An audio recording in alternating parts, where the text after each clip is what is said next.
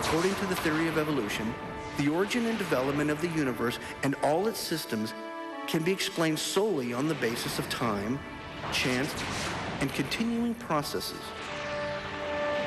All living things have arisen from a single-celled organism.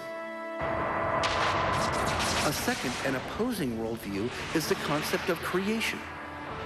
According to the theory of creation, everything in the universe has come into being through the design, purpose, and deliberate acts of a supernatural creator.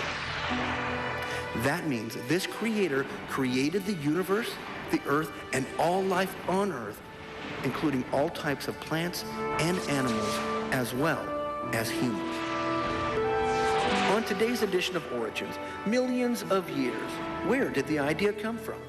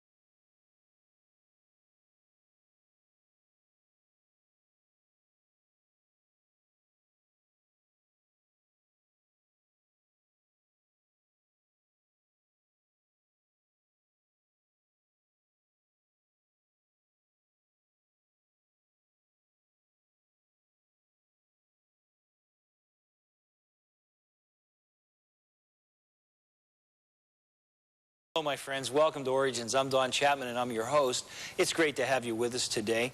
You know, Origins is a forum where we take the evidence of science and use it to validate the truth of creation. I have with me a guest today who I think is going to be a great help to us in that regard. His name is Dr. Terry Mortensen. Dr. Terry, I'd love for you to tell us a little bit about yourself. I know you're a father of 8 and a husband of 1, and you're a speaker for Answers in Genesis. Today we're going to be talking about this whole issue of the age of the earth. And I hear all these people talking about millions of years. The book of Genesis seems to be talking about less than 10,000 years. You've done some study in that. Tell us about your study and about maybe your conclusions even. Well, I did a PhD in the history of geology, looking at the early 19th century and where this idea of millions of years came from. So I'm very interested in this, and didn't grow up believing the Bible on this subject, but have come to a firm conviction about that. In 2 Corinthians, Paul says this to the church there: "For the weapons of our warfare are not of the flesh, but divinely powerful for the destruction of fortresses. We are destroying speculations and every lofty thing raised up against the knowledge of God, and we are taking every thought captive to the obedience of Christ."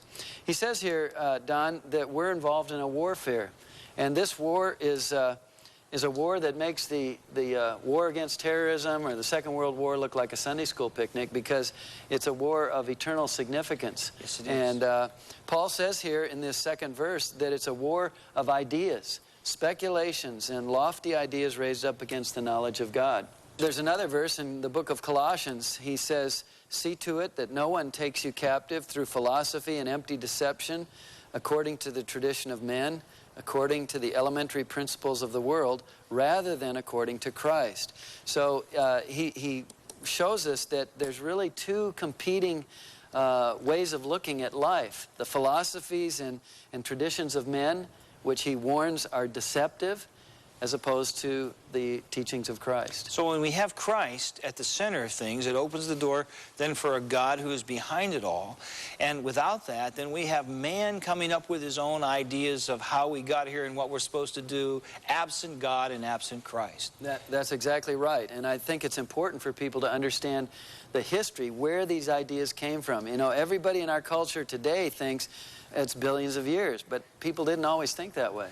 Well, you've studied this. We would really appreciate you helping us understand where this whole idea of millions of years came from.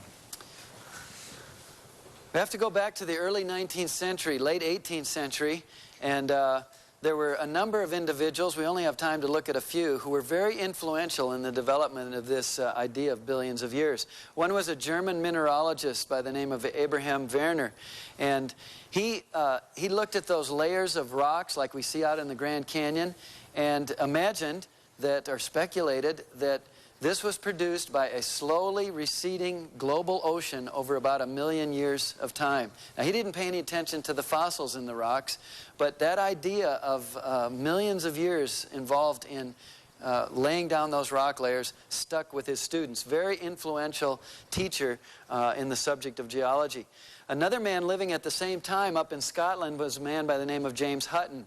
He was trained in medicine, but he took over the family farm and did that for a while, but his real love was geology. And he proposed a little different theory of the earth than Werner. He said that he observed his farmland was eroding into the rivers with wind and rain, and then those rivers would take the sediments down to the ocean and deposit them there. And so he imagined that Earth history was really cyclical. The continents were being eroded into the oceans were being hardened and then raised up to become new continents, which then would erode into the oceans. And so he said he could see no evidence of a beginning for the creation of the Earth. Then there was George Cuvier. Now, Hutton didn't pay any attention to the fossils either, but Cuvier was a paleontologist who studies fossils, and he proposed a theory that became known as catastrophism, and he said that those rock layers were the result of regional or global floods, many over the course of millions of years. And so that's how he explained the rocks. And then there was another man at that same time in England, William Smith, who was a drainage engineer and a surveyor. He was involved in building canals and road cuts and tunnels for the distribution of the raw materials and the finished products of the Industrial Revolution. And as he saw those rock layers, he became fascinated with the rocks and fossils. He became known as the father of English stratigraphy because he invented the method of using fossils to give relative dates to the rocks. One other person that was very influential in the millions of years was Charles Lyell. In contrast to Smith and Cuvier, he advocated a theory that became known as uniformitarianism. Big, long word. The simple part of it is uniform. He said, no regional or global catastrophes in Earth history. Everything happens at a uniform rate as we see it today. The same amount of erosion, the same amount of sedimentation. And his book, Principles of Geology, was very influential. Terry, it seems like these guys are all over the board. Very diverse views. Obviously, they contradict each other. They can't all be true, right? That's correct. And the key word here is they're speculating about the past that they never observed. Everybody's just sitting down. This isn't really science. This is just people imagining. Right. But they did have one thing in common, and that is they all rejected the biblical view of history and were advocating millions of years. Okay. So we can represent these ideas. Just a quick summary here, because we went through the history really fast. Werner believed in a receding ocean producing the rock layers over 1 million years. Hutton was a uniformitarian, slow, gradual processes, and no evidence of a beginning. Cuvier was a catastrophist who believed in long ages to produce those rock layers. Smith was also a catastrophist and invented the method of using fossils to date the rocks. And then the uniformitarian champion, Lyell.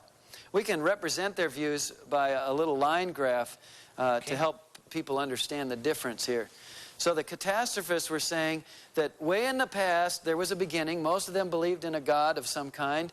But that over the course of millions of years there had been these catastrophic floods that deposited those layers of sediment. And it was many catastrophes to produce the rock layers like we see.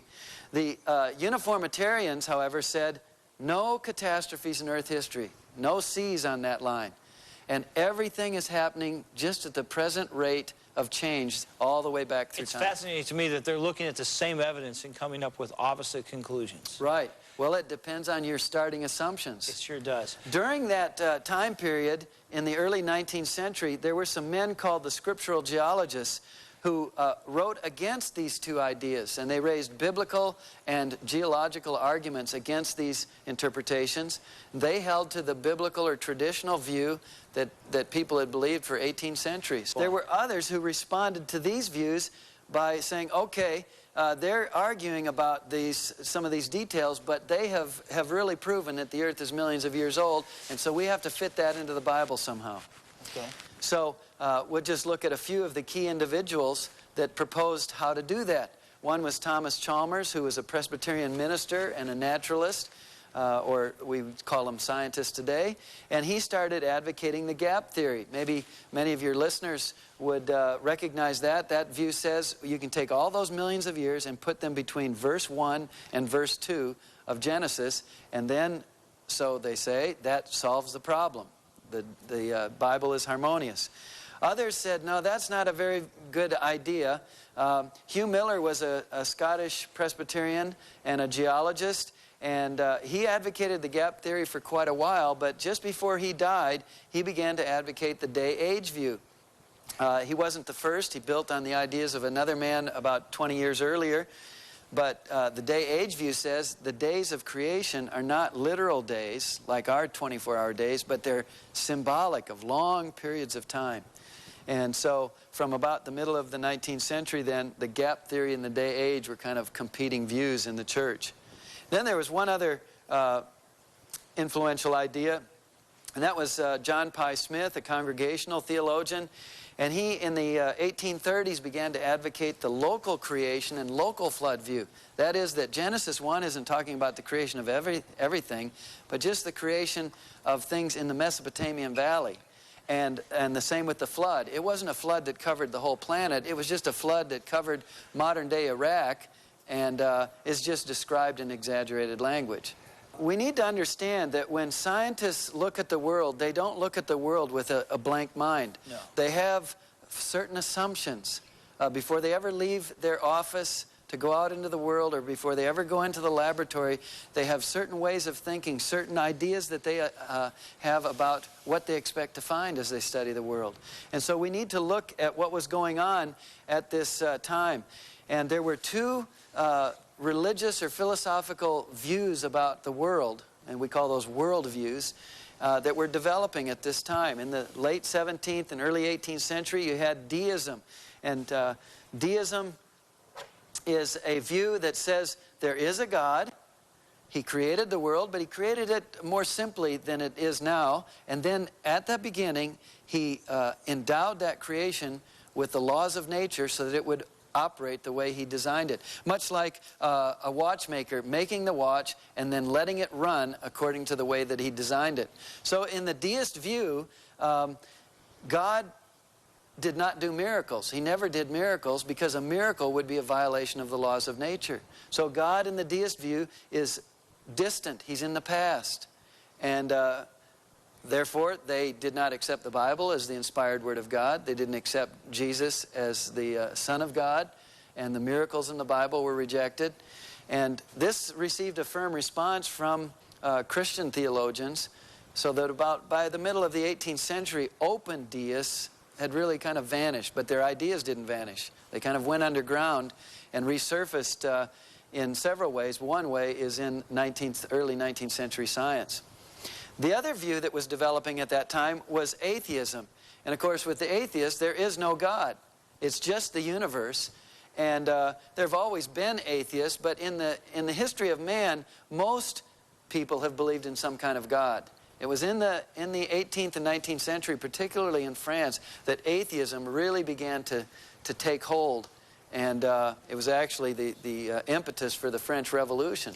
The Christian worldview is similar to the deistic view in that we believe that God is distinct from the creation, so that if the universe disappeared, God would still exist, and he is the author of it. But the Bible also teaches that God is intimately involved in his creation, upholding his creation by his power, and from time to time he works in unusual ways, which the Bible calls miracles. Those miracles are not a violation of the laws of nature, because the laws of nature are not like our traffic laws that God has to obey. They simply describe how God normally operates in the world. That's right. So what we had here in the 18th and 19th century was a conflict between these religious views about the world. So if we're going to take a Christian lens now and look back at the history lesson you gave us, where are those guys coming from when they're writing these perspectives? Okay, that's a very important question. So let's look at some of those men, and we could look at some others who were influential here. But historians of science have been able to study the writings of these men, both their published and their private writings, and we have a pretty good idea of what they believed. Werner was a deist. Hutton was a deist or an atheist. Cuvier was a deist or some kind of vague theist. In other words, he believed in some kind of a God, but his writings are vague and you don't know what kind of God. Maybe it's just, you know, the man upstairs kind of thing. Smith, the same. His writings show that he wasn't a Christian. He was some kind of theist. And then Lyell was a deist or a Unitarian. And in terms of working out a history of the world, it doesn't really matter. It's basically the same approach. We need to take a break, and we're going to come back and talk about the ramifications of that. Stick with us through this break, and when we come back, we're going to see what those ramifications are. So I'll see you in a minute. Hang in there with us. Creation versus evolution. You weigh the evidence. Big headlines, the fine print's missing. Every time there's a supposed new human missing link fossil discovered, it's a featured news story all over the world. Hearing these claims, people begin to believe them. The problem is what they don't hear about. The full report later revealing the true facts, that the fossils are not missing links at all. So naturally, people begin to believe man came from an ape-like ancestor. The truth is that no missing links have ever been found.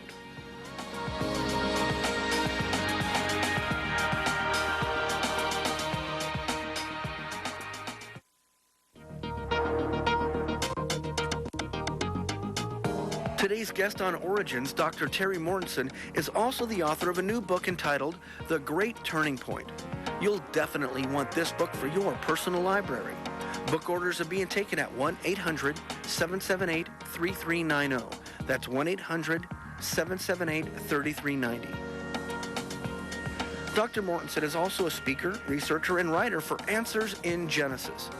For more information, write to Answers in Genesis, P.O. Box 510, Hebron, Kentucky 41048, or visit them online at www.answersingenesis.org.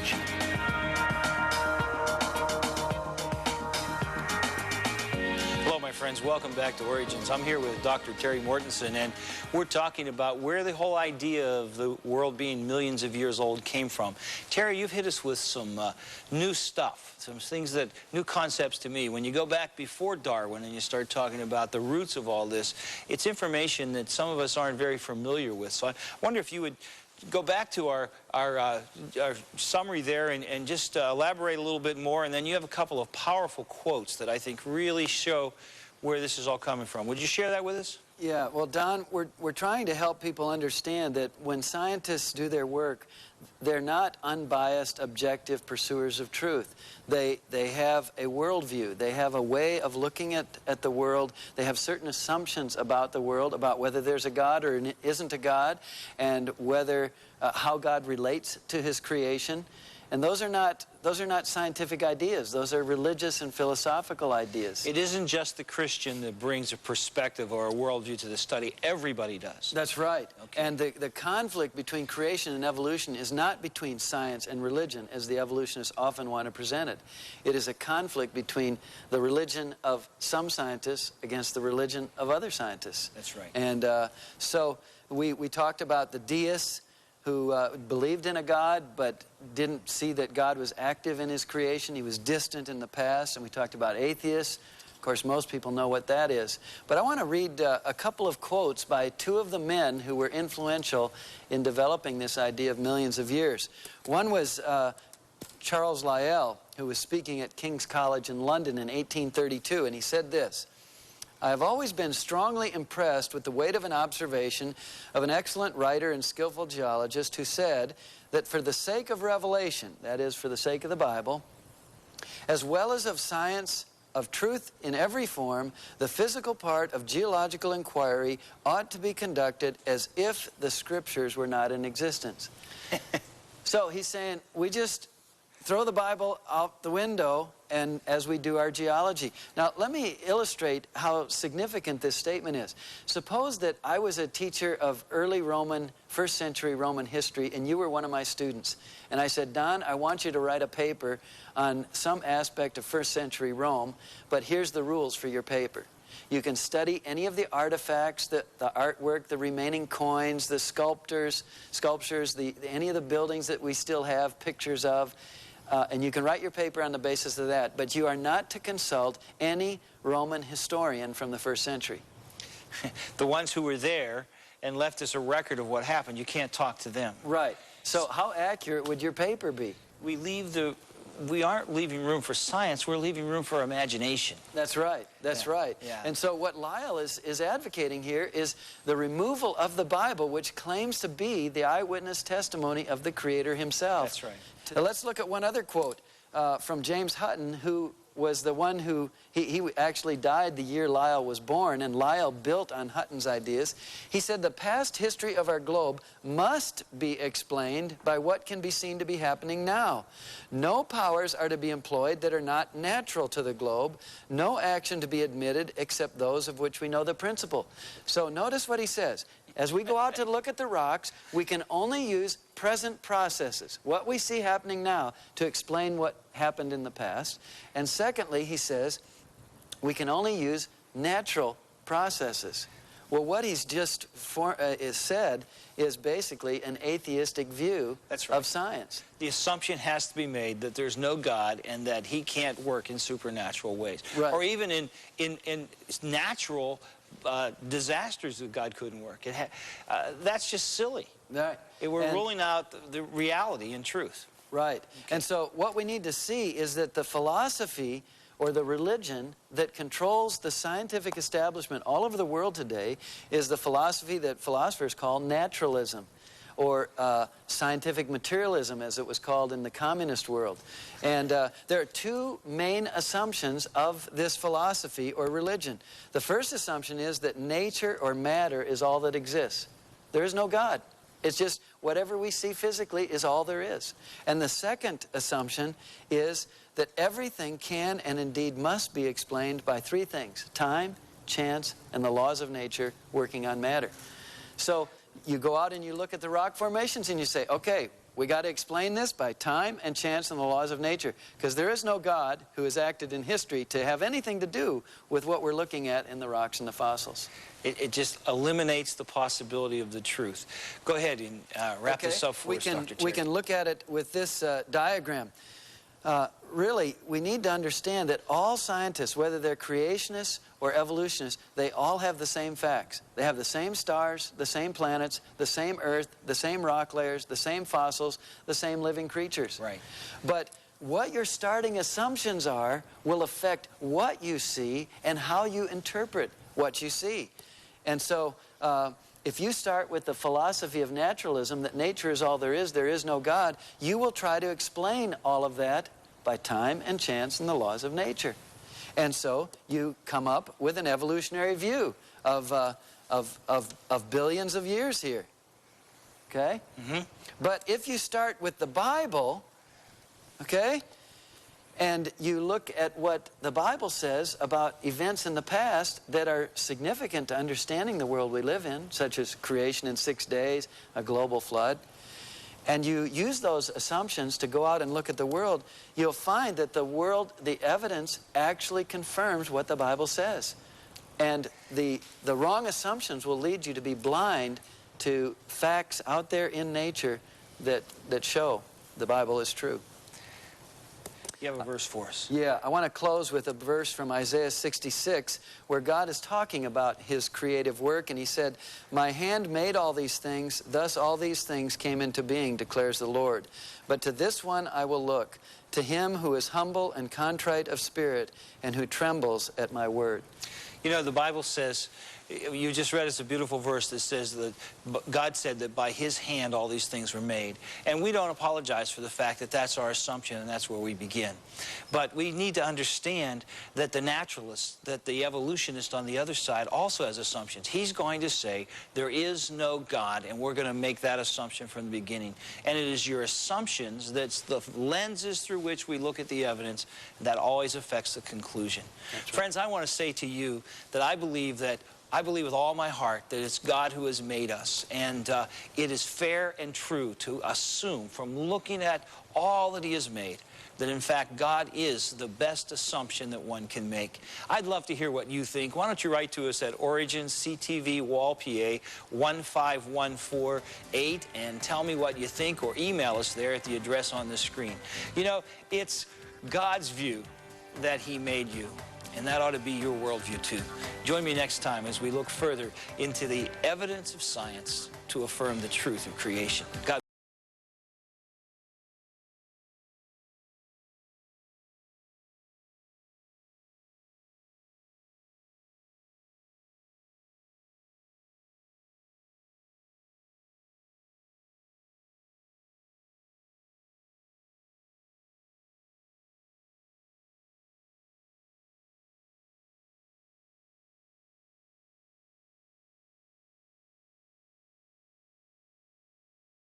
of Origins. If you'd like a copy of the information presented today, you can download a PDF file of program number 447 from our website at www.originstv.org. For a printed version, send a $5 donation to cover shipping and handling to Cornerstone Television, Wall, Pennsylvania, 15148.